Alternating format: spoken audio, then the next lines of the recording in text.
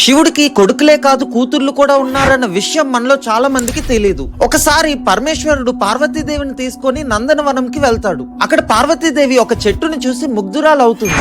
ఆ చెట్టే కల్పవృక్షం. అది కోరిన కోరికలు తీర్చే చెట్టు. అయితే ఒకసారి పరమేశ్వరుడు బయటికి వెళ్ళినప్పుడు పార్వతీదేవి ఒంటరిగా ఉంటుంది. అప్పుడు ఆ చెట్టు కింద కూర్చొని తనకు ఒక కూతురు కావాలి అని కోరుకుంటుంది. అప్పుడు కల్పవృక్షం వల్ల పార్వతీదేవికి ఒక కూతురు పుడుతుంది. శివుడు లేనప్పుడు పార్వతీదేవి శోకాన్ని అంటే బాధని దూరం చేస్తుంది కాబట్టి అశోక అని, తను ఎంతో అందంగా ఉంటుంది కాబట్టి సుందరి అని, అలా అశోక సుందరి అని చెప్తారు. పార్వతీ పరమేశ్వరుల తల భాగం నుంచి ఉద్భవించిన ఒక జ్యోతి నుంచి ఒక కూతురు పుడుతుంది. తనే జ్యోతిదేవి. జ్యోతిదేవినే జ్వాలాముఖి కింద నార్త్ ఇండియాలో పూజిస్తూ ఉంటారు. పద్మపురాణం, దేవి భాగవతం ప్రకారం కశ్యప మహర్షి ఒక విగ్రహాన్ని తయారు చేస్తాడు. అయితే శివుడి శక్తి ఆ విగ్రహంలోకి ప్రవేశించి ఒక పుత్రిక జన్మిస్తుంది. మనసు నుంచి జన్మించింది కాబట్టి మానసాదేవి అని పిలుస్తారు.